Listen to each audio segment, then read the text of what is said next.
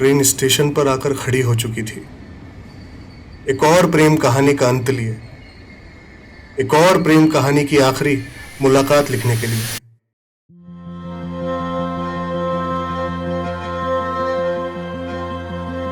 तुम और मैं ठीक इसी प्लेटफॉर्म से कुछ दूर खड़े थे। जरा भी यह एहसास नहीं करना चाहते थे कि हम बिछड़ने वाले हैं।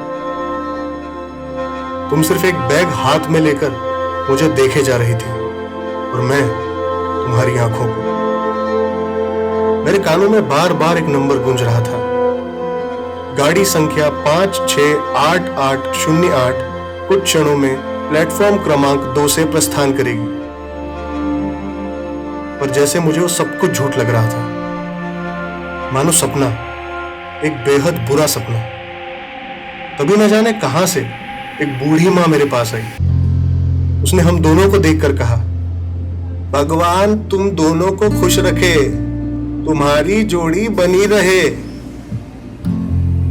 फिर शायद उसने इन्हीं दुआओं के बदले मुझसे कुछ रुपये मांगे।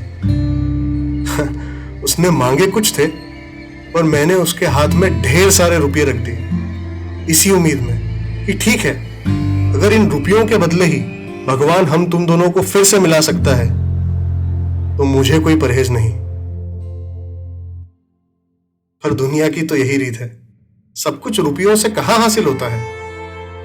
मेरे दोस्त मुझे समझाते थे, प्रेम तुझे नश्वर कर देगा, इतना मत डूब, अपनी कल्पनाओं के साथ मत जी।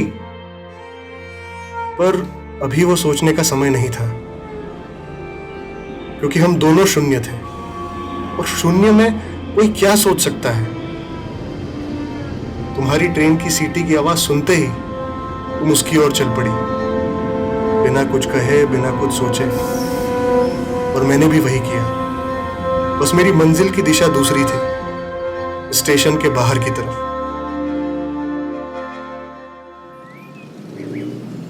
स्टेशन के बाहर एक चाय की टपरी थी, जहां अक्सर हम चाय पीते थे। आज मैं पहली बार उस टपरी पर अकेला पहुंचा। तभी चाय वाले ने पूछ लिया, साहब आज मैडम नहीं आए? मैंने उसकी तरफ देखा और फिर बनावटी मुस्कान के साथ कहा, नहीं आए, आज अकेला आया हूं। चाय वाला जोरों से हंसा। मैं उसकी हंसी देखकर हतप्रभ था। फिर वो बोला, अरे साहब क्यों मजाक करते हैं, वो आ रही है मैडम, ठीक आपके पीछे। कम से कम उनका बैग तो उठा लेते, इतना भारी लग रहा है। तुम सच में मेरे ठीक पीछे थी। तुमने ना जाकर वाकई अच्छा किया।